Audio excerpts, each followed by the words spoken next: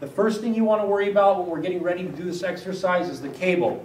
You want to line it up with your shoulder. So if you look at it, I have it lined up with her shoulder. Most gyms have different machines you can use, the arm moves, and so on. So find something that's lined up with your shoulder. Go ahead, grab it. We're going to demonstrate with the left hand. And take one nice step back. Hip, knee, ankle lined up.